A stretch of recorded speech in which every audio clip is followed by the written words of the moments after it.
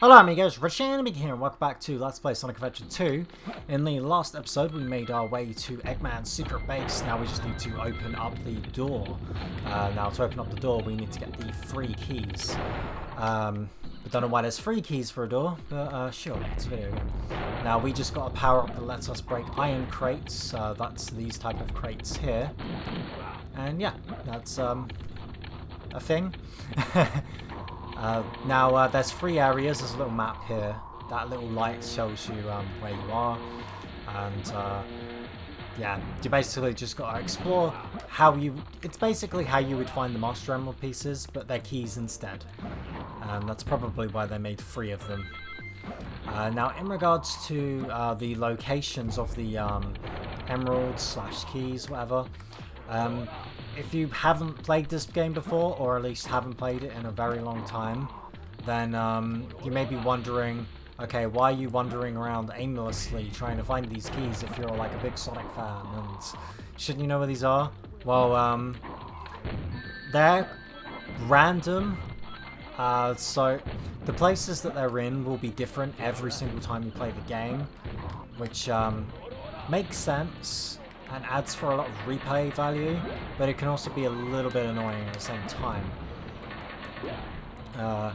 Now, there are a certain number of emerald locations they can be in, so it makes it so while you'd have a lot of memorization required for speedrunning this, it is possible to memorize the majority of the emerald locations for a speedrun, and that's how speedrunners do it.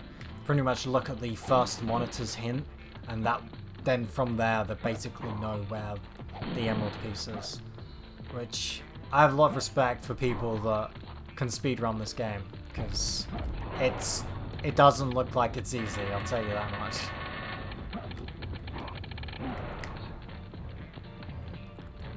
Okay, hopefully. No, fire. Those are like Orbonaut things.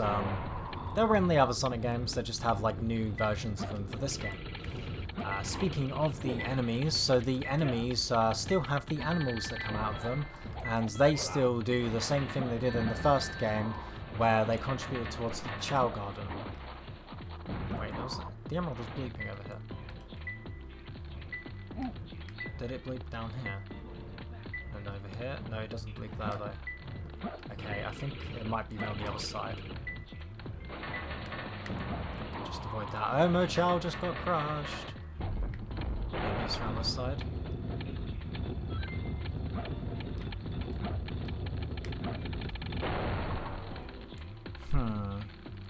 It might be through that door and it's picked it up from far away or something. Let's see. Yeah. It's closer. Down here? Wait a minute, I see it. I saw it. It was like, you could see the outside boundaries of the level for a second there. And you could see it floating behind the wall. That was kind of weird. I've never actually like had that before when I'm playing this game. Very useful nonetheless though.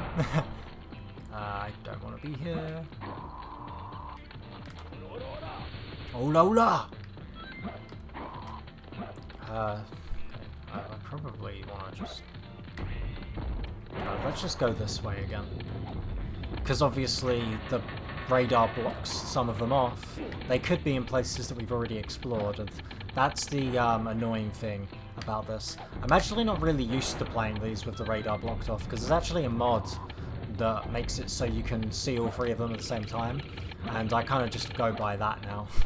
It makes it a lot easier, but I wanted to play the game as intended, so yeah, we're keeping that the way it was. So, yeah, but also with regards to the enemies, the gun enemies, they don't drop animals because they're not animal powered. They drop... oh, beetle, yes. They drop drives. Now, drives are also used to help raise Chow stats. However, they only raise a specific stat and don't drop any stats. So, like, for example, I can't really think of a proper example off the top of my head, but like some of the animals would increase like fly but decrease running. Found it.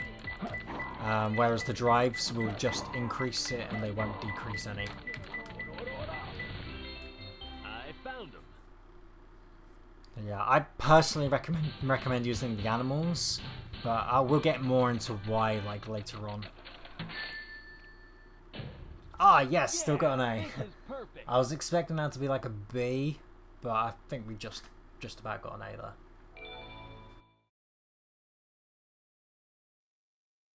Huh?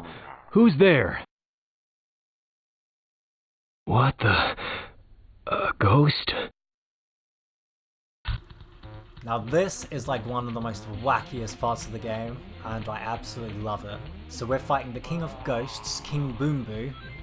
The way you defeat this guy is, so he has a little ghost friend here, and he's waving that little like hourglass above him. That hourglass is a switch for one of the doors. Now what we want to do is we want to wait till the big guy, King Boom Boo, starts puking up fire. Then we'll hit the switch, and then he's going to hide underground because the switch opens a door which brings light. Oh, god damn it. And then with the light in, we're able to hit him. Ah, I just missed. You can hit him more than once, but it can be quite difficult. Also, me saying the word damn, just remembered, I also have a music mod, which was on, I believe it was on, it should have been on, for the last level, which made it so it played the full version of the Death Chamber song. Because in the full version of the song, there's a little chat between Sonic and Knuckles, and Sonic goes, "You're damn right, Knuckles," and I just felt like having that in the game as it's technically more content, you know?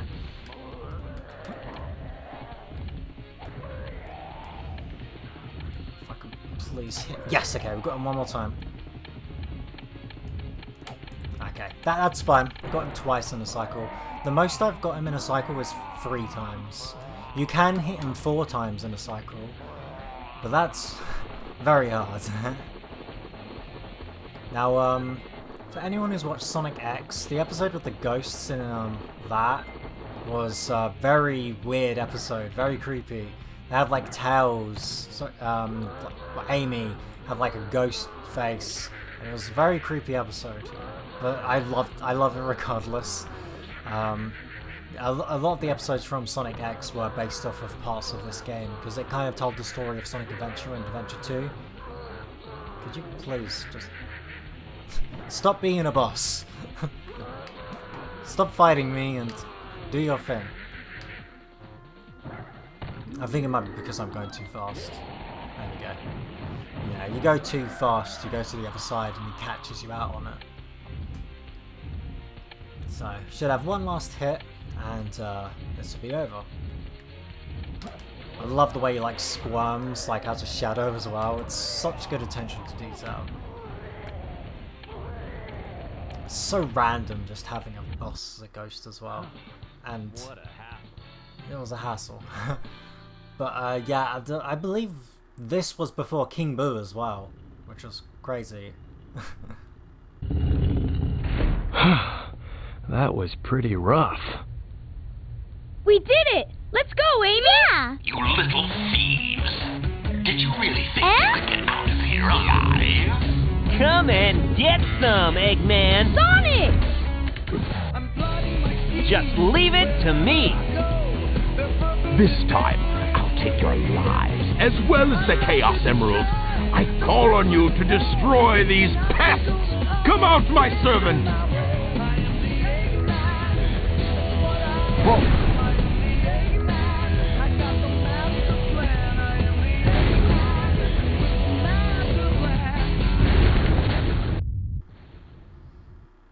And as you heard right there, Eggman's theme is amazing.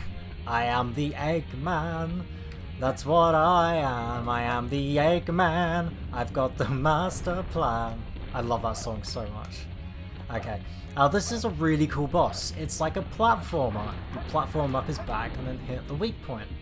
And it's a pretty cool concept for a boss. I like the fact that they incorporated actual platform mechanics into a boss. It gives me... I give it a thumbs up.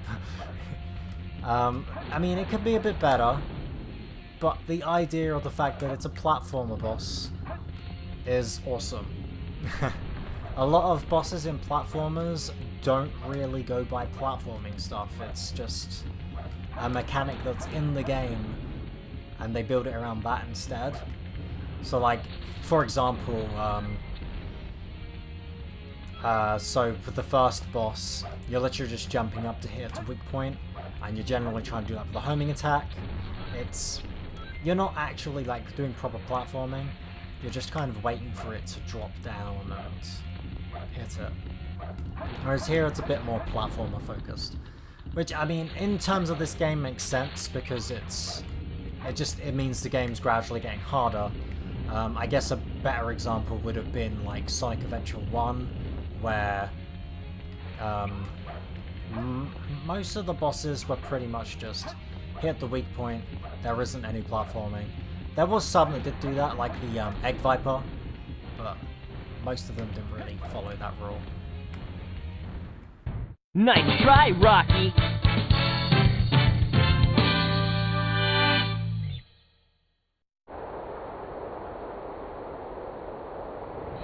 And with that, random rocket appears. On beginning liftoff countdown. 10, 9, 8, 7, 6, 5, 4, 3, 2, 1. Shuttle liftoff.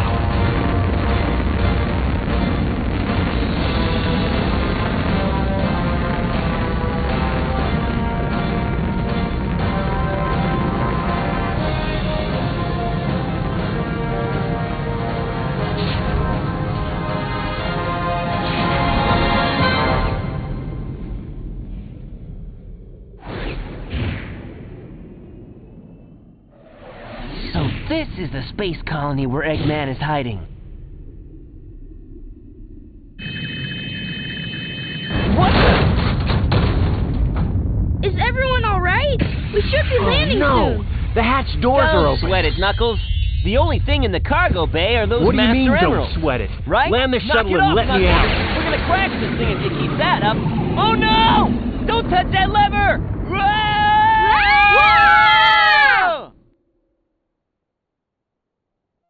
Goddamn knucklehead, guys. What's up with that knucklehead anyway? Trying to take over the shuttle. I thought we were toast for sure. Huh? Where did he go now? Looks like he bailed. This place looks deserted, dusty too. This place was shut down about 50 years ago because of a terrible accident. The first Bernoulli spherical space colony, called ARC. When it was operational, it was the most advanced research center of its kind. But looking at it now... Now it's an abandoned ARC, wouldn't you say? There's not much time left before Eggman fires that weapon again. We've got to hurry. Let's find the cannon and destroy it. Yeah! Someone designed that weapon to be impenetrable from outside attacks. Its defense shields are super strong, so we have to find a way to destroy it from inside. Isn't that a Chaos Emerald? It looks like it, doesn't it? But in fact, it's a fake one I created after researching the real emerald. It has the same wavelength and properties, but it's less powerful than the real one. It's designed to reverse the energy field inside the Chaos Emeralds and blow up. It looks so real, even a machine can't tell the difference. I'll find the power supply and destroy it. Sonic, you find the control room, okay? So the plan is, we'll switch the Chaos Emeralds when the machine is stopped, right? I hate you! You guys always leave me behind and have all the fun! Jeez, Tails is so smart. Anyway, now that we're in the Space Colony arc, we're going to explore it next time on Sonic Adventure 2. Bye guys.